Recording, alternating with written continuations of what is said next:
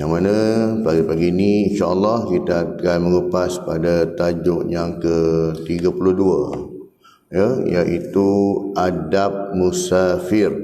Ya, adab musafir. Kita baca matan hadis ini ya, bersama-sama. Haddatsana Ismail bin Musa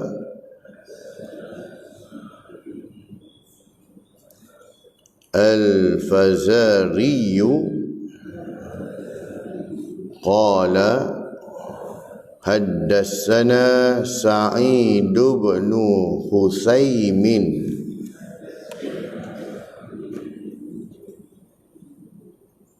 an Hanzalata an Salimin anna ibna Umar kana yaqulu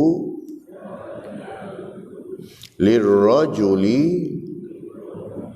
idza arada safaran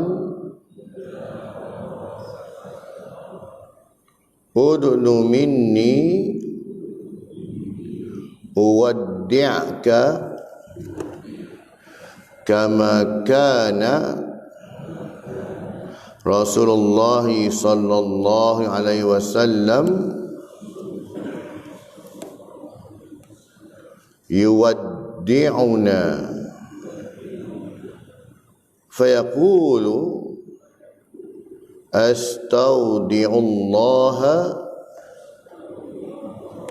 dinaka wa amanataka wa khawatima amalika. Rawahu At-Tirmizi. Maksudnya telah menceritakan kepada kami Ismail bin Musa Al-Fazari, telah menceritakan kepada kami Sa'id bin Husaim daripada Hanzalah, daripada Salim bahawa Ibnu Umar, anak pada Sayyidina Umar Al-Khattab, dia berkata kepada seseorang ketika dia hendak bermusafir, udnu minni, datanglah hampir kepadaku, aku akan menghantarmu sebagaimana Rasulullah sallallahu alaihi wasallam menghantar kami. Uwaddi'ka kama kana Rasulullah sallallahu alaihi wasallam yuwaddi'una. Kemudian dia mengucapkan fayaqulu astaudi'uka Allah dinaka wa amanataka wa khawatim amalika. Kemudian dia mengucapkan, aku menyerahkan kepada Allah Subhanahu wa taala urusan agama kamu, dinaka. Kemudian wa amanataka, dan amanah kamu, dan pengakhiran amalan kamu, wa khawatima amalika. Hadis riwayat At-Tirmizi, hadis yang ke-3443. Hadis ini berstatus hadis hasan sahih. Pengenalan kepada tajuk ini tentang adab ya, bermusafir ini. Musafir ataupun musafirun dalam bahasa Arabnya ialah orang yang masih dalam perjalanan. Dia masih dalam perjalanan, dia belum sampai ke destinasi ya, yang jaraknya melebihi 2 marhalah, 60 batu lah kalau kiraan dulu, 60 miles ataupun 84 kilometer ya, lebih kuranglah anggaran tak. Jadinya bila sebut musafir ini, maka perjalanan ini, istilah musafir ialah perjalanan dari satu tempat ke satu tempat tertentu dengan tujuan kebaikan. Jadi bila dia ada dengan tujuan kebaikan, baru dia dapat dia punya kuota tu, ya, package dia sebagai seorang musafir, baru dia layak dapat. Tapi kalau pergi dengan niat nak bunuh orang, nak rompak rumah orang, walaupun 2 marhalah, tak ada lah package ni, solat jamak semua, jamak kasar semua tak ada lah ya. Nak buka puasa tak boleh lah ya. Dia tak termasuk, tak dapat lah package ni ya. Sanggup pergi bermusafir lebih daripada 2 marhalah dengan tujuan nak berjudi tak? Jadi tak dapat ada package ni. Ya, pergi Genting nak berjudi kan. Dah sembahyang belum? Belum nak sembahyang lu. Buat jamak kan. Sebelum masuk Genting, masuk kasino lah. Tak ada lah. Dia tak dapat package ni. Sebab dia dengan tujuan kebaikan. Maksudnya nak dapat package musafir ni. Ya, dan yang memberikan manfaat. Tak kira lah sama ada lawatan sambil belajar ke apa pun, ya, nak melancong ke apa pun, iaitu orang yang sedang melakukan perjalanan baik di darat, laut atau udara, tak kisah, yang penting dia mencapai dua marhalah tersebut. Ya, orang yang bermusafir pula mempunyai tujuan-tujuan tertentu, bermula daripada perjalanan mencari nafkah. Ya, abang lori katakan, duk hantar barang ke sana sini, kejap ke utara, kejap ke selatan, kejap pergi pantai timur tak? Cari nafkah. Ataupun perjalanan untuk berdakwah. Ya, kejap kuliah sana, kuliah sini, kejap sana tak? Ataupun perjalanan menuntut ilmu. Ya, ini semua tujuan-tujuan yang baik. Dalil daripada Al-Quran dan Al-Hadis, firman Allah SWT dalam surah Al-Mulk ayat yang ke-15. A'udzubillahi minasyaitonirrajim. Walladzi ja'ala lakumul arda dhalulan famshu fi manakibiha wa kulu min rizqihi wa ilaihin nusyur.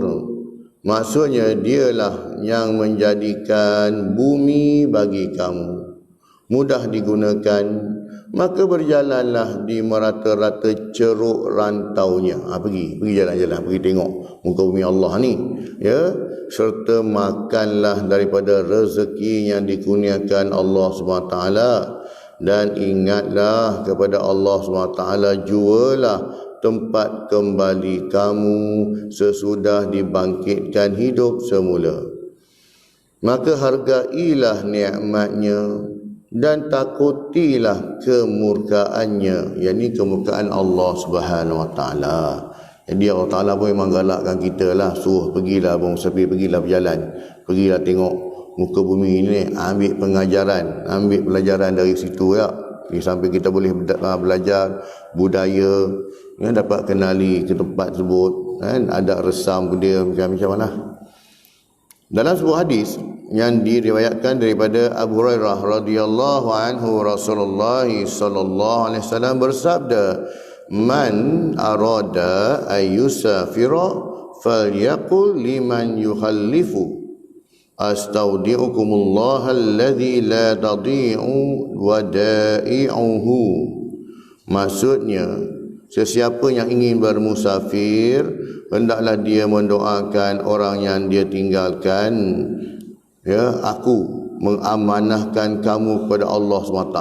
Maksudnya serahkan ahli keluarga dia tu di bawah jagaan Allah Subhanahu Wa Taala yang tidak pernah hilang simpanannya. Hadis riwayat Ibnu Majah, hadis yang ke-2825. Hadis ini berstatus hadis sahih. Syekh Sa'id Al-Qahtani di dalam kitab Ithaful Muslim bi Syarahil Hisnul Muslim min Azkaril Kitab wal Sunnah mengatakan bahawa hendaklah orang yang bermusafir berdoa untuk kaum keluarganya dan orang yang dikasihinya. Semoga Allah Subhanahu Wa Taala menjaga kamu dan aku jadikan kamu dalam hifzillah, yakni dalam pemeliharaan Allah SWT dan riayahnya, dan juga di bawah naungan Allah SWT jugalah.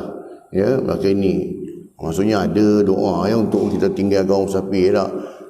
Selama ni main tinggal macam tu je lah, abang pergi dulu ya yang gitu je lah. Kan? Rupanya ada doa kan, supaya Allah serah pada Allah SWT, kan? Supaya Allah Ta'ala jaga ahli keluarga kita. Keterangannya berikut adalah adab-adab bermusafir mengikut sunnah Rasulullah SAW. Tu nak cerita lah, kita dalam Islam ini punya diajarnya lengkapnya kehidupan kita dalam Islam, daripada kita bangun tidur sampai tidur balik. Musafir pun diajar adab, makan pun diajar adab, kan? Begitu sekali halusnya, orang kata apa, indahnya Islam tu tak. Musafir ikut sunnah Nabi SAW. Kalau nak dapat pahala sunnah ini, yang pertamanya ialah niat dan tujuan mestilah baik, iaitu bukan bertujuan untuk melakukan perbuatan maksiat atau kemungkaran. Perjalanan mestilah dengan tujuan dan bukan keluar bermusafir tanpa memikirkan arah tujuan dan aktiviti yang ingin dicapai. Itu yang pertama, niat tak, mana dia nak pergi, dan bukan melakukan maksiat. Ya. Kalau pergi tengok bola macam mana? Beli tiket flight pergi Qatar. Ya, tengok Jordan lawan Qatar malam. Qatar menang penalti kan. Kan tak fair sangatlah tak. Wah, tapi yang best game tu Qatar dengan Iran tu. Fight tu daripada awal orang kata berbaloi lah beli tiket sembang bola dia. Kan? Berbaloi lah beli tiket, siapa yang pergi beli tiket tu? Qatar lawan Iran hari tu kan, semi final kan. Daripada tiup whistle mula sampai ke akhir. Kan? Sorang kan. Ref dia bagi masa tambahan 16 minit tu. Biasa masa tambahan dalam 6 minit 5 minit kan. Punya nak bagi Iran menang lah, Qatar menang kok. Begau. Ya. Ya. Jadi tujuan tu harus untuk perkara-perkara yang harus, yang tidak melibatkan perkara maksiat tu, makanya bolehlah. Tak, kecuali dia pergi tengok game bola tu dia judi. Ya, dia pakai buki tak. Tu tak boleh lah. Tak kisahlah tak. Asalnya hukum tengok bola tu jadi harus. Tapi bila ada niat tentu nak berjudi, ya, ataupun dia buat dengan dia pergi sana tengok bola nak curi dompet orang lah, tak boleh lah. Tak termasuk dalam package ni, ya. Jadi harus ya, Nabi harus, okey boleh. Jadinya tujuan tak, ataupun dia ni memusafir tak ada tujuan, dia start kereta dia keluar rumah jalan, ke mana pergi mana tahu, sudah ya Allah dah sampai Perlis kan. Dah sampai Perlis, kebetulan pasport pun bawa juga, seberang masuk dalam pergi masjid tu. Masjid apa yang boleh orang berkat nikah, orang Malaysia berkat nikah dekat Anyai tu kan, lajak masjid tu pula kan. Cerita pasal masjid Anyai tu kan. Ya. Dia masjid ni kalau untuk orang tempatan dalam RM50 ya, kos dia nak kahwin. Tapi kalau untuk orang Malaysia dia RM500. Itu yang saya punya orang kata apa, kita punya turis guide ceritalah. Dia cakap kenapa mahal orang Malaysia sampai RM500 kan. Kalau orang tempatan RM50 je. Ni imam makan duit tadi kan. Juru nikah makan duit ni, beza tu. Nah, maka kata imam, dia kata apa, dah RM500 ni sebenarnya untuk pembangunan masjid. Jadi setiap sumbangan orang Malaysia yang kahwin sana, kan, dia akan buat, dia kan kalau kita pergi masjid tu, dia tak ada tiang tau. Dia tak, tiang pagar masjid tak ada lagi. Jadi setiap kali orang yang kahwin tu, dia akan buat satu tiang. Contoh, ini tiang Samsul. Ni tiang Abang Tesla, kata contoh kan. Ni tiang Abang Alif, kata-kata. Jadi setiap tiang tu ada maksudnya sumbangan orang Malaysia lah tu kan. Nanti tuan-tuan kalau pergi, tuan-tuan kira tiang ada berapa, jadi boleh tahu berapa ramai orang Malaysia kahwin nikah di sana tak. Tu cara dia lah nak tahu kan. Sebab saya pun dibagi tahu tu, saya bagi tahu tak, lain saya pun tak tahu. Tu pasalnya tak, maksudnya bukan Datuk Imam tu ambil dia RM500 tu, tapi dia untuk pembangunan masjid. Jadi kita ada sumbangan lah. Bukan kita lah, siapa yang nak pergi tu dia sumbang lah kan. Saya bagi tahu je lah kan. Lepas ni mesti ada pergi punya kan. Kenapa abang nak pergi Anyai? Abang nak menyumbang tiang di masjid tak? Rumah tak tahu kan. Abang nak menyumbang tiang, baru tahu tiang ni orang Malaysia punya kan. Nanti tuan-tuan pergi kira, tengok saya pun tak sempat kira lagi ada berapa tiang kat situ dah. Sebab setiap tu dia akan buat pagar, dia nak pusing. Besar masjid tu kan. Yang dia kalau kita ambil gambar dia macam Taj Mahal lagi depan tu lah kan. Lebih kurang macam tu lah. Okey. Jadinya Abu Hurairah radhiyallahu anhu meriwayatkan bahawa seorang lelaki berkata kepada Rasulullah sallallahu alaihi wasallam, "Wahai Rasulullah, saya akan memulakan perjalanan, yakni bermusafir. Jadi berikanlah nasihat kepada saya." Ausi ni lah, berikan nasihat kepada saya. Nabi SAW berkata, hendaklah engkau bertakwa pada Allah. Maksudnya dalam musafir jangan buat maksiat lah. dan bertakbir setiap kali melalui tempat yang tinggi. Bila kita naik bukit nak pergi Cameron Highland tak, Allahu Akbar, Allahu Akbar, bukan suruh tempik, tak payah ya, biasa je zikir lah ya. Setelah lelaki itu pergi, Nabi SAW berdoa, ya Allah, dekatkanlah jarak perjalanannya dan mudahkan perjalanannya.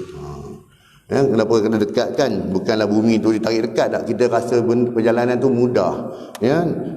Perjalanan tu kita rasa dah sampai dah sekejap kan. Jadinya itu hadis riwayat Tirmizi, hadis yang ke-3445. Hadis ini bersatu hadis hasan ya. Maksudnya doakan ya, supaya dipermudahkan urusan, didekatkan perjalanan. Maksud dekat itu ialah perasaan kita tak rasa gundah-gundah, tak rasa ya Allah lambat lagi, bukan. Maksudnya kita isikan dengan pengisian-pengisian yang baiklah. Terus belajar. Paling kurang pun kita berzikir. Yang keduanya, dirikan solat sunat 2 rakaat sebelum keluar rumah. Semoga Allah SWT permudahkan segala urusan. Ya, ini memang amalan para nabi. Kalau mereka ada hajat atau niat tertentu, mereka akan solat dulu. Kan? Mereka akan solat. Dalam hadis yang diriwayatkan daripada Al-Mut'im bin Al-Miqdam radhiyallahu anhu, tidaklah seorang meninggalkan sesuatu bagi keluarganya yang lebih baik daripada 2 rakaat yang dilakukan di sisi mereka ketika berniat untuk bermusafir. Ya, sumber ini daripada hadis dhaif Al-Jami'. Hadis ini bersatu dia hadis dhaif. Ya, mungkin dia ada kelemahan hadis segi sanad ataupun dia punya perawi dia lah. Yang ketiganya, memulakan musafir daripada hari Jumaat, supaya selain daripada hari Jumaat supaya tidak terlepas solat Jumaat ya. Dalam isu yang mana kalau kita tahu tempat yang kita pergi itu memang susah nak jumpa masjid tak ya, makanya elakkanlah kan, ataupun lepas solat Jumaat itu sendiri. Dalam hadis yang diriwayatkan daripada Abdul Rahman bin Ka'ab bin Malik radhiyallahu anhu, daripada bapanya radhiyallahu anhu, sesungguhnya Rasulullah SAW berangkat ke perang Tabuk pada hari Khamis. Rasulullah suka untuk memulakan perjalanannya pada hari Khamis ya. Surah hadis riwayat Al-Bukhari. Ini kalau kita tengok pada isu dululah, sebab pada bila kita bersafir hari Jumaat, kita kena main Jumaat lah ya. Tapi hari ini tidak diisu lagi lah, sebab kalau macam hari ini kita bermusafir pun masjid banyak kan, masjidnya banyak. Adapun kalau kita kata kita pergi melancong ke tempat lain pun, itu memang kita dalam musafir dah pun. Jadinya isunya ialah ya, tidaklah ada satu kesukaran pun untuk kita keluar daripada highway untuk pergi cari masjid dan sebagainya lah kan. Jadi ceritanya kalau misal kata kita pergi, orang kata orang yang bermaksatin di UK katakan, nak jumpa masjid ke masjid ni susah, mungkin 50 km baru jumpa satu masjid katakanlah. Makanya orang macam ni dia terikutlah yang ni, kalau boleh elakkanlah kan. Tapi kalau dia kata dia boleh bajet sampai dalam tempat tertentu dia memang ada masjid, silakan kan. Sebab kalau boleh nak elakkan daripada tertinggal pada solat Jumaat, sebab solat Jumaat bukan tiap-tiap hari kan, seminggu sekali. Jadinya nak elak yang ni lah. Yang keempatnya meminta izin dan mengucapkan selamat tinggal kepada keluarganya. Di dalam kitab Al-Azkar, Imam Nawawi menyebutkan bahawa apabila seorang daripada kamu akan bermusafir, hendaklah meminta izin kepada saudara-saudaranya, sebab sesungguhnya Allah SWT menjadikan kebaikan pada doa mereka. Maklumkanlah, tiba-tiba je lama tak nampak, baru balik umrah, engkau pagi tak beritahu tak? Lama tak nampak dah, balik pada China kan, hilang-hilang macam tu je. Jadi kalau kita bagi tahu, orangnya dapat doa tak? Orang doakan kita. InsyaAllah semoga dimudahkan urusan, semoga Allah jaga beri kesihatan tak? Tapi kadang-kadang orang takut nak bagi tahu. Sebab apa? Bila dia bagi tahu nanti, engkau pergi melancong boleh, hutang aku bila nak bayar? Enggak. Bukan main lagi pergi sana sini boleh, hutang aku bila nak bayar kan. Bukan banyak pun, 100 je pun tak bayar-bayar pinjam dulu bayar nanti kan. Itu. Yang kelimanya, memulakan perjalanan pada waktu malam, kan? Berjalan pada waktu malam dapat menjimatkan masa atau memendekkan masa perjalanan, kerana pada waktu malam ini dia lebih tenang, kan? Yalah, tengok pada suasana tempat dah. Betul, kalau saya sendiri kalau balik kampung saya suka waktu malam, kan? Senang sebab budak-budak ni tidur, kan? Kaedah dia melompat dalam kereta tu, daripada belakang dia lompat ke depan, depan ke belakang, belakang ke depan. Baik kau balik malam tidur, senang, kita pun aman damai. Nah, ni masa anak kecil-kecil tu lah. Mungkin sekiranya kita bermusafir pada waktu siang, banyak kenderaan di atas jalan, ya. Ni cerita isu dia hari ni lah. Tapi hari ni dia tak kira dah. Masuk musim perayaan ni tak kira siang atau malam, kan. Jadinya cuma waktu malam ni dia lebih tenang, dia tak panas, ya. Dalam hadis yang diriwayatkan daripada Anas radhiyallahu anhu, Rasulullah sallallahu alaihi wasallam bersabda, berjalanlah pada waktu malam kerana bumi dijadikan lebih pendek pada waktu malam. Hadis riwayat Abu Daud. Hadis ini betul hadis sahih. Kalau kita faham betul-betul, maksudnya bumi pendek, bukan bumi pendek tu maksudnya macam tu. Waktu malam kan kita tak nampak, kita fokus pada tempat kita, ya kan? Itu kita rasa macam pendek tu.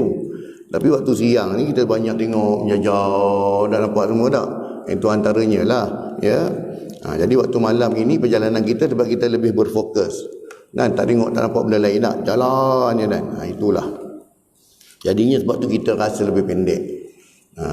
Tapi kadang-kadang orang tua dulu bagi tahu kata apa, kalau kadang-kadang bila kita pergi tu tempat kita rasa jauh, tapi bila time balik rasa cepat pula tak? Kan? Waktu nak pergi tu rasa jauh tak? Ni orang tua kata, ya, tak ada kaitan dengan hadis Nabi pun. Orang tua kata apa, mungkin waktu kita nak pergi tu pokok-pokok bagi salam lah, kan? Ayam itik tepi jalan bagi salam tu yang selama tu nak menjawab salam, katanya lah, kan? Balik tu rasa cepat sebab dah jumpa tadi, nak bagi salam apa lagi, kan? Jumpa balik lah, katanya, tak ada kena-kena pun. Kata macam tu lah, ya. Tapi sebenarnya buat dia waktu malam, kalau kita fikirkan, iaitu dia lebih berfokus sebab bila gelap tu suasana tu kita tak nampak, jadi tak banyak kita fikir sangat berhayal lah. Yang keenamnya, bermusafir dengan berteman. Ada orang dia suka backpacker, seorang-seorang dia long ranger sebab dia nak tiru cerita Incredible Hulk, kan? Incredible Hulk kan cerita dia musafir seorang-seorang, ya. Dia bawa kereta, bawa beg lah, tahan kereta, kan? Ya, dia Incredible Hulk tak apalah, sebab dia bila dia marah dia jadi Hulk.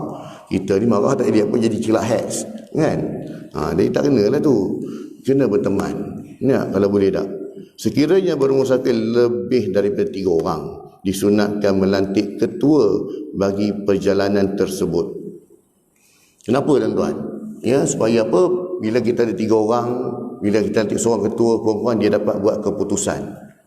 Jadi kita tidak akan saling menyalahkan. Ini kalau 3-3 tak ada ketua ni, ya, makanya masing-masing buat kepala sendiri, kan? Jadinya bila ada seorang ketua perempuannya, okey, boleh faham. Betul kata tak, minimum 3 orang kena ada ketua seorang, sebab dia tukang buat keputusan, kan?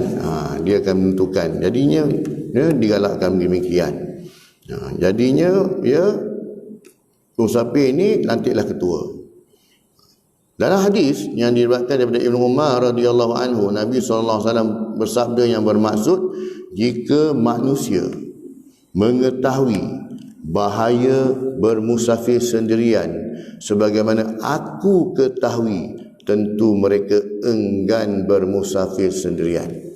Hadis riwayat Al-Bukhari, hadis yang ke-2776. Tapi kadang-kadang kita bermusafir tak tahu urusan kerja tak, nak berteman apa bendanya tak. Tetapinya kita kan ada WhatsApp, kita kan ada apa, berhubung dengan keluarga. Maklumkan, kan? Maklumkan ni abang dah sampai dekat ni arena Somban, kan? Ni on the way, kejap lagi nak pergi sembahyang, kejap nak makan. Sekurang-kurangnya dalam pengetahuan. Ya, tapi kalau dulu-dulu ni, kita orang dulu-dulu ni memang bahaya seorang.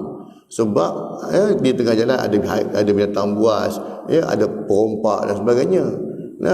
Tapi hari ni pun sama juga, lebih kurang. Kalau geng-geng budak muda yang motor ni balik kampung ke tak balik kampung, tak apa, dia faham tujuan tak. Ini yang dia suka jalan seorang-seorang ni, ya. Makanya kalau jadi apa pada dia, siapa yang nak maklumkan? Terutama kalau dia pergi musafir di luar negeri tak. Tahu-tahu tiba-tiba tengok 3 hari duduk dalam bilik hotel, tak keluar-keluar, mati dalam bilik hotel. Kan? Jadi kena maklumkan. Ya, maklumkan, bagi tahu sekurang-kurangnya orang tahu keberadaan kita tu. Kan? Jadi jangan nak buat orang kata dalam seorang-seorang boleh, tapi sila maklumkan supaya dalam pengetahuan di mana kita berada. Ya. Ini sebabnya. Satu sebab faktor takut-takut risiko atas diri sebab dia sakit, tiba-tiba kena serangan jantung lah, mati seorang-seorang dalam bilik. Ataupun takut dia kalau naik motor ataupun naik kereta, on the way balik dekat Seleko, orang kata apa, motor tu tergelincir masuk dalam gaul, hilang macam tu je. Nah, orang pun tak tahu. Ya, sebab memang ada kes macam tu. Kan? Jadinya bagilah orang kata apa, kalau tak nak seorang-seorang pun maklumkanlah. Kan, bagi tahu status kedudukan kita terkini di mana. Ya. Yang ketujuhnya, membaca doa sebelum bermusafir. Doa naik kenderaan dan doa ketika memasuki suatu kawasan atau tempat orang. Hadis daripada Ibnu Umar radhiyallahu anhuma, Nabi sallallahu alaihi wasallam bersabda, "Anna Rasulullah sallallahu alaihi wasallam kana idza istawa ala ba'irihi kharijan ila safarin kabbara salasan thumma qala subhanallazi sakharana hadza wa ma kunna lahu muqrinina wa inna ila rabbina lamunqalibun." Ya, ini yang daripada ayat Quran kan. Allahumma inna nas'aluka fi safarina hadzal birra wat taqwa wa minal amali ma tarda. Allahumma hawwin alaina safarana hadza watwi anna bu'dahu. Allahumma anta sahibu fis safar wal khalifatu fil ahli. Allahumma inni a'udzubika min wa'sa'is safar wa kabatil manzar wa su'il munqalabi fil mali wal ahli. Maksudnya, adapun Rasulullah SAW apabila baginda duduk di atas tunggangannya, jadi nak baca doa musafir ini, doa naik kenderaan ini ketika kita berada di atas kenderaan, ya, dengan tujuan untuk keluar bermusafir lah. Makanya bila kita dah nak keluar tu baru kita bacalah. Baginda akan bertakbir sebanyak 3 kali. Allahu Akbar, Allahu Akbar, Allahu Akbar. Ya. Maha suci Tuhan yang telah mudahkan kenderaan ini untuk kami. Subhanallazi sakhar lana. Ya. Sedang kami sebelum itu tidak terdaya menguasainya, dan sesungguhnya kepada Tuhan kamilah kami akan kembali. Kemudian doa lagi, ya Allah, kami mohon kepadamu agar pemusafiran kami ini di atas kebaikan dan ketakwaan, dan dia dikira sebagai amalan yang engkau redai. Kita nak musafir kita tu dapat ganjaran pahala, dikira sebagai berpahala tak? Ya Allah, kami mohon agar pemusafiran ini menjadi mudah ke atas kami. Engkau lipatkanlah jaraknya supaya menjadi pendek. Dekatkan jarak tu. Ya Allah, Engkaulah peneman ketika pemusafiran dan penjaga bagi ahli keluarga yang ditinggalkan. Ya Allah, aku mohon perlindungan daripadamu agar engkau peliharalah kami daripada kesusahan ketika musafir. Ya, minta Allah Ta'ala jauhkan kita daripada kesusahan. Pemandangan yang menduka citakan.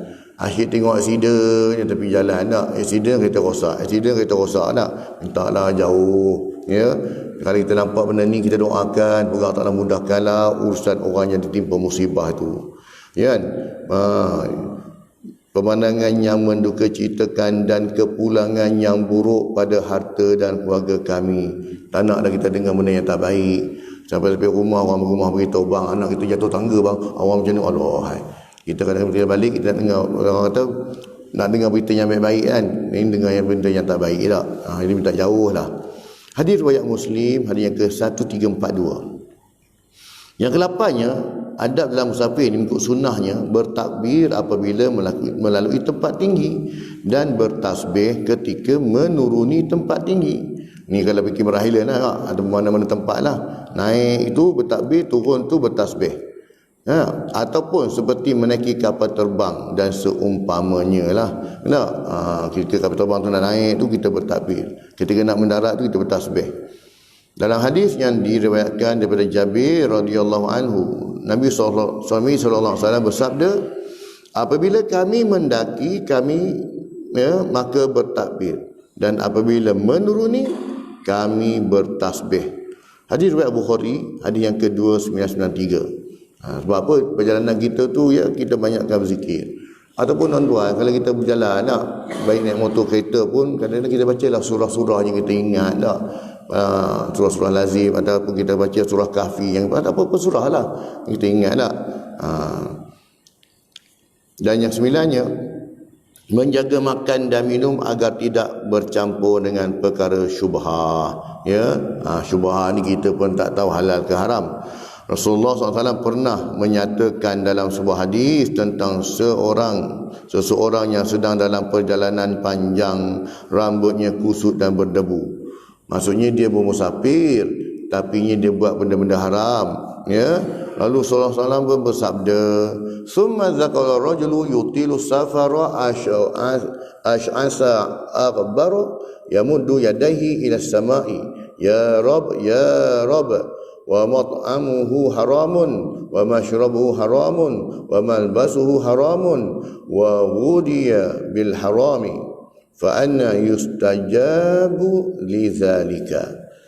Seorang lelaki yang telah lama berjalan dan jauhnya perjalanan yang ditempuh sehingga rambutnya kusut masai dan berdebu. Dalam musafir tak? Sedangkan musafir ini orang kata Allah Ta'ala banyak mudahkan urusan kan. Dia pun menadahkan tangannya ke langit lalu berdoa, "Ya Rabb, wahai Tuhanku, wahai Tuhanku." Dia minta doa pada Allah lah. Padahal makanannya daripada sumber yang haram, minumannya daripada sumber yang haram, pakaiannya daripada sumber yang haram, dan dia diberi makan dengan makanan yang haram. Maka bagaimana mungkin Allah SWT akan memperkenankan doanya? No. Kalau kita musafir, kita buat maksiat, musafir kita gunakan barang-barang yang kita curi pada orang, ambil hak orang tak. Jadi benda ni yang menghalang kita. Walaupun musafir itu satu benda yang baik, satu perkara yang baik. Yang ke-10-nya, sujud syukur apabila selamat tiba di destinasi. Dalam hadis yang diriwayatkan daripada Abu Bakrah radhiyallahu anhu berkata, yang bermaksud adalah Nabi SAW ketika telah datang sesuatu perkara yang menggembirakan atau diceritakan sesuatu yang gembira, dengannya akan turun sujud bersyukur terhadap Allah Subhanahu Wa Taala. Bolehlah kita sujud macam tu, atau kita bacalah seperti mana kita baca sujud sejadah tu kan. Hadis riwayat Abu Daud, hadis yang ke-2774. Ya, hadis ini betul hadis sahih. Ya, berapa benda yang gembira, makanya kita pun digalakkan untuk kita bersujud syukur. Yang ke-11-nya, membeli buah tangan atau hadiah untuk dibawa pulang kepada insan tersayang tak?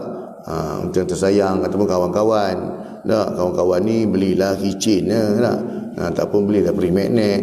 Banyak ya, RM10 dapatlah 10, 15 pun ada tak? Sebagai tanda ingat. Kan, yang kita beli buah tangan tu tanda ingat. Maksudnya kita di sana tu kita ingat orang yang kita tinggalkan. Dan terutama kalau bos lah bagi lebih sikit. Boleh dalam beg tu coklat ke apa benda tak. Ya. Kebanyakan daripada kita selalu membeli buah tangan untuk dibawa pulang, tetapi sayangnya kita lakukan tanpa mengetahui bahawa ia sebahagian daripada sunnah SAW. Kan, kita tak sedar tak. Tapi yang hampirnya lagi teruk tak. Balik-balik orang rumah tanya, "Bang, pergi jauh mana?" Ya, tak beli apa-apa ke? Barang mahir. Alasan tu. Padahal di sana dia enjoy bukan main lagi kan. Barang mahir. Yalah, takkanlah kicin satu pun tak boleh beli tak. Tanda ingat kan. Pergi negara mana-mana ada lambang nak tengok, itu je. Pergi Scotland ada belilah kicin gambar kambing biri-biri tak. Contoh tak. Itu je pun, bukan boleh beli, bukan suruh beli benda mahal kan, tanda ingat je pun kan. Dalam hadis yang diriwayatkan daripada Abu Hurairah radhiyallahu anhu, Nabi Muhammad sallallahu alaihi wasallam bersabda, "Tahadu tahabbu." Maksudnya hendaklah kamu saling memberi hadiah, nescaya kamu akan saling mencintai. Ya, hadis Abu Hurairah dalam kitab Adabul Mufrad. Dalam hadis yang lain, ketika Rasulullah dengan Jabir, Abdullah bin Jabir, dia bersafir, dia keluar berjaulah. Makanya ketika balik tu Rasulullah berhenti satu tempat. Kan? Dulu mana ada orang jual barang macam hari ni tak. Rasulullah tengok satu tempat tu, batu-batuan dia cantik tau. Batu-batu dia cantik, comel-comel pula. Maka Rasulullah kutip. Rasulullah kutip, bila dia tengok, apa kau buat ni Rasulullah? Aku tengok macam cantik pula batu ni. Aku nak bagi pada orang rumah aku. Nak bagi pada Aisyah lah. Tengok benda tu unik lah katakan. Maksudnya benda tu ada lah. Tanda ingat, ya, tanda ingat tu. Jadi rupanya kadang-kadang kita sebelum ni kita buat je, kita beli untuk kawan-kawan kalau kita musafir lah, kita bagi untuk keluarga kita tu, rupanya itu pun sebagai sunnah, cuma kita tak sedar je kita buat. Yang ke-12nya, dianjurkan agar segera kembali ke pangkuan keluarga apabila urusan sudah selesai. Dia balik sampai kat KLIA, turun, yang family dah tunggu kat rumah. Dia singgah rumah kawan dulu. Kan? Kawan lagi penting daripada keluarga ni. Ini pesan kat anak-anak ni, anak bujang-bujang ni. Kan? Kadang-kadang dia balik, mak ayah dah tunggu. Dia balik-balik, dia singgah rumah kawan. Yang syok lagi pula, tidur rumah kawan tu. Kan? Bagi tahu pada anak, engkau kalau kau balik, mana-mana tak kisah pun, turun kapal terbang ke, turun kapal ke, kan? Kau balik rumah dulu. Dari rumah baru kau bergerak pergi ke sana. Apa-apa balik. Sebab apa? Mak ayah nak tengok kau sifat cukup tak cukup, badan kurus ke gemuk ke, nak tengok dulu, nak tengok anak dia dulu. Contohnya tu tak.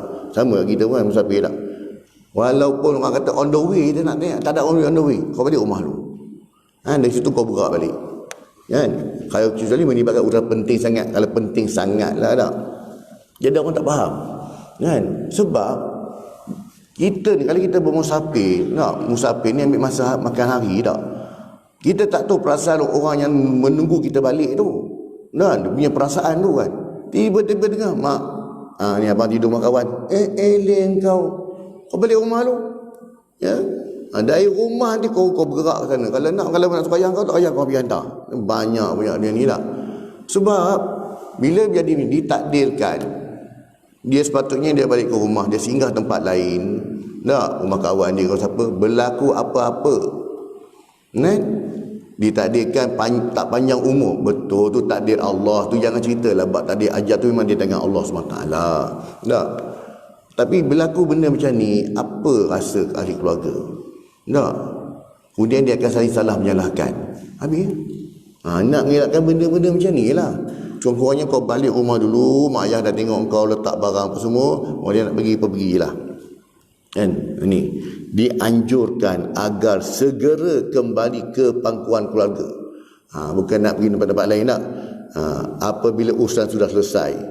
Daripada Abu Hurairah radhiyallahu anhu, Nabi SAW bersabda yang bermaksud permusafiran itu adalah sekelumit daripada azab. Kenapa azab? Orang yang kita tinggalkan pun azab. Perasaan rindu lah, perasaan apa semua tak. Ianya menghalang kamu daripada tidur dan makan. Sebab teringat-ingat tak. Apabila telah selesai menunaikan hajat daripada permusafiran tersebut, maka segeralah kembali kepada ahli keluarganya. Ni hadis dia riwayat Bukhari dan Muslim. Ya. Yang ke-13nya, orang yang bermusafir hendaklah mendoakan orang yang ditinggalkan. Dalam sebuah hadis yang diriwayatkan daripada Abu Hurairah radhiyallahu anhu, Rasulullah SAW mengajarkan doa kepada sesiapa yang ingin bermusafir, hendaklah dia mendoakan orang yang dia tinggalkan dengan bersabda, astaudiukumullah allazi la tadi'u wada'i'uhu. Ini pendek je tuan-tuan kan. Boleh hafal yang ni kan. Maksudnya, aku mengamanahkan kamu kepada Allah SWT yang tidak pernah hilang simpanannya. Hadis Ahmad. Hadis ini bersatu hadis Hasan li ghairihi. Hadis sahih li ghairihi. Syekh Sa'id Al-Qahtani berkata, hendaklah orang bermusafir berdoa untuk kaum keluarga dan orang yang dikasihinya. Semoga Allah SWT menjaga kamu dan aku jadikan kamu dalam hifzillah, dalam pemeliharaan Allah dan riayahnya.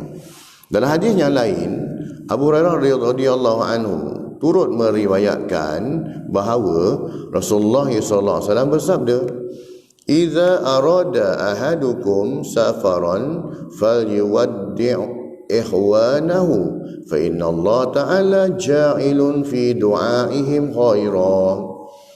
Apabila salah seorang kamu akan bermusafir, maka hendaklah dia mendoakan saudara-saudaranya yang akan ditinggalkan, kerana sesungguhnya Allah Subhanahu Taala menjadikan kebaikan dalam doa mereka.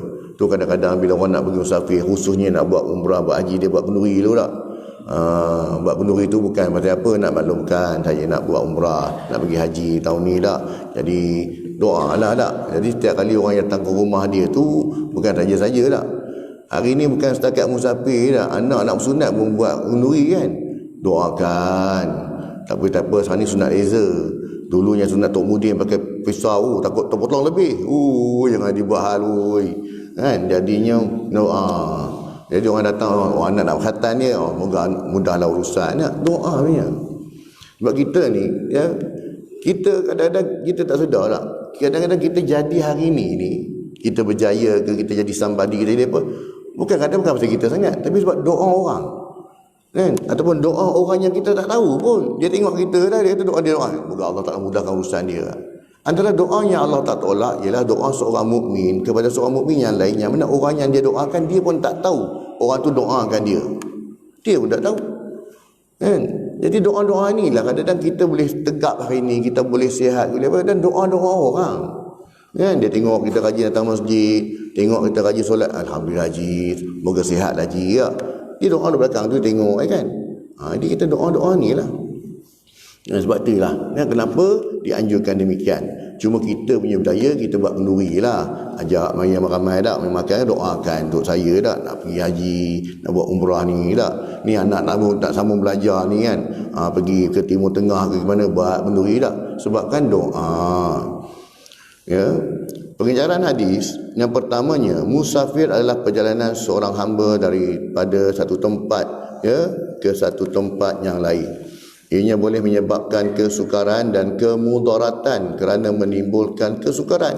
Sebab musafir ni dia masyaqqah, kesusahan, tak selesa ya musafir ini. Sebab tu antara doa orang yang tidak tolak ialah doa orang yang bermusafir tak. Untung orang yang musafir ni, sebab dia musafirnya itu dalam ibadah. Antara perkara yang dalam ibadah juga ialah puasa kan. Puasa tu daripada kita mula puasa sampai kita buka puasa balik tak, semua tu ibadah tu. Sebab tu tidur orang yang puasa juga ibadah kan. Itu juga orang yang musafir. Orang yang musafir ni dia dekat dengan Allah. Sebab apa? Sebab tawakalnya tinggi kan.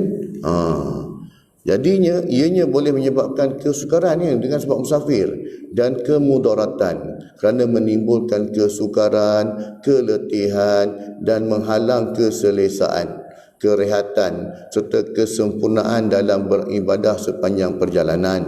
Justru Rasulullah SAW telah mengajar kepada para sahabat radhiyallahu anhum dan umat baginda Nabi SAW mengenai sunnah semasa bermusafir. Jadi bila kita buat musafir kita dengan amalan sunnah ni, kita pun rasa seronok kan? Jadi musafir kita tu dia tak rasa kosong kan? Agar setiap kesusahan dan kesukaran yang dihadapi tidak terlepas daripada ganjaran pahala di sisi Allah SWT.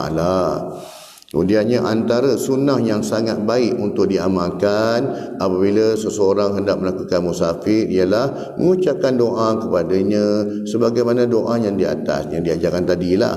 Sebagai Muslim, hendaklah kita mendoakan orang yang akan bermusafir dan berpesan kepada beliau untuk sentiasa bertakwa dan menjaga amalan ibadah sepanjang perjalanan tersebut. Yang ketiganya, kebiasaannya bermusafir akan menyebabkan hilangnya kesenangan dan keselesaan dalam melakukan amalan harian maupun ibadah tak. Oleh sebab itu Islam telah memberi rukhsah, yakni keringanan kepada seseorang yang bermusafir. Orang yang musafir ni pertama dia boleh mengkasarkan solat, boleh memendekkan solat. Kadang-kadang kita confuse jamak kasar. Jamak lain, kasar lain. Jamak betul menghimpunkan, kasar pendek. Jadi sebut musafir jamak kasar lah ya. Dan tu je satu lagi solat jamak. Solat jamak ni menghimpunkan. Solat jamak ni tak semestinya musafir ya. Kadang-kadang kita salah faham. Cuma kita di Malaysia kita kurang budaya, bukan kita tak buat, jarang buat dah, jarang-jarang kan. Jadi dengan atas faktor, kalau ikut dalam faktor cuaca yang buruk boleh dijamakkan solat, ataupun atas urusan tugas kerja yang mana contoh kalau bahasa kata kita bagi contoh mudah lah, biasa doktor pembedahan lah kan, dia jalankan pembedahan sebelum zuhur dan dijangka habis pukul 7 petang. Bila masa dia banyak zuhur memang tak sempat lah. Tadi atas faktor tugas yang menyelamatkan nyawa orang ni, dia makanya dibenarkan dia untuk jamak, bukan qasar, jamak. Maksudnya buat zuhur 4, asar 4. Buat zuhur dan asar dalam waktu asar, ataupun zuhur dan asar dalam waktu zuhur. Ataupun student yang periksa, tapi Indonesia tak ada lah kot. Kami dulu kat Jordan kan, zuhur masuk pukul 12, asar masuk pukul 2. Bukan jauh kan, 2 lebih je asar. Sebab maghrib pukul 4.30. Sebab tu waktu di Jordan dulu, bulan puasa suka happy ya. 4.30 dah buka puasa. Masa balik Malaysia, pukul 7.20. Ya Allah, azabnya aku. Nak menunggu 7.20, tak kira ustaz tak ustaz kan. Nah, sebab sana kalau di Jordan pukul 8 dah habis tarawih 20 rakaat dah. Pukul 8 malam kita baru siap-siap pakai baju Melayu, minta hutang baju Melayu pula. Hutang baju Melayu aku mana kan? Pukul 8 malam, sana dah habis dah. 4.30 dah buka puasa. Jadinya waktu exam, kalau exam yang berturut-turut memang tak sempat nak mayang pun. Jadi apa cara nak buat jamaah kan. Dia punya paper katakan 3 paper dia ambil tak, daripada pukul, katakan dia punya exam dia start pukul tadi 11.30 sampai pukul ada 2 jam kan, memang tak ada, dibenarkanlah untuk tu jamak kan. Jadi banyak, maksudnya jamak ni dia banyak kelonggaran, cuma kasar khas untuk orang yang bermusafir. Janganlah pula orang yang atas masyaqqah tadi sebab dia exam ataupun dia ni melakukan pembedahan, dia nak buat jamak kasar, tak boleh. Kuota itu khas untuk orang yang bermusafir saja. Tetapi untuk jamak tak ada had. Tak. Jadi banyak kelonggaran lah. Ya, boleh buat. Ya, ataupun jalan jam. Tapi kalau jalan jam, kalau di negara Arab dia orang tak kisah, dia parking kereta tepi, dia keluar sejadah sembahyang tepi jalannya. Kan? Tapi atas masing-masing tengoklah kepada ni tak. Jadi banyak kelonggaran. Orang yang bermusafir dibenarkan untuk dia berbuka. Jadi untunglah abang-abang lori ni tak. Tetapinya kalau dia tak berbuka lagi cantik lah. Sebab bila mana dia buka puasa dalam bulan Ramadan, dia nak ganti balik di luar bulan Ramadan, tak sama nilainya bila mana ibadah tu dibuat dalam bulan Ramadan. Takkan sama. Tapi hari ni kemudahan tu ada. Walaupun dia bawa lori tu penuh aircon, relax lah, santai, boleh rehat apa semua kan. Tidaklah macam dulu. Dulu kalau naik unta ke ataupun dia naik lori yang dulu, yang pintu pun tak ada tak. Dia susah semua tak. Jadi tengok pada keadaan lah. Ya, sekiranya tapi sebenarnya kalau dalam buat puasa lebih baik dia berpuasa lah. Sebab sayang nak buat puasa di luar bulan Ramadan tu tak sama dah nilai. Tapi cukup dah dia mengqadakkan puasa dia tu. Syarat dia lulus dia buat. Kan? Jadinya banyaklah kelonggaran bagi orang yang musafir ni. Kesimpulannya, umat Islam sememangnya digalakkan untuk pergi bermusafir atau mengembara dalam rangka untuk menambahkan keimanan kepada Allah SWT.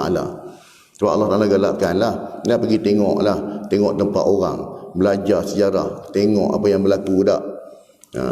Ya, dalam bermusafir, nikmat panca indera, pendengaran dan penglihatan serta hati harus peka dan digunakan untuk memperakui kekuasaan dan kebesaran Allah Subhanahu Wa Taala, dan tengok kebesaran Allah.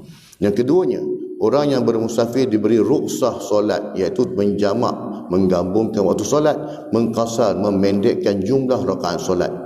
Menjamak dan mengkasarkan solat sekaligus. Bukan sekaligus. Menjamak solat misalnya dilakukan dengan menggabungkan 5 waktu menjadi 3 sahaja, iaitu solat zuhur dengan asar, maghrib dengan isyak serta subuh. Subuh tak adalah nak buat kasar lagi, banyak cantik punya muka, dah bagi 2 rakaat, nak potong takkan nak potong lagi kan. Jadinya ya boleh menggabungkan. Jadi waktu subuh pun boleh buat kan. Yang boleh gabung 2 ni, ialah 2 ni, ya, zuhur dengan asar, maghrib dengan isyak.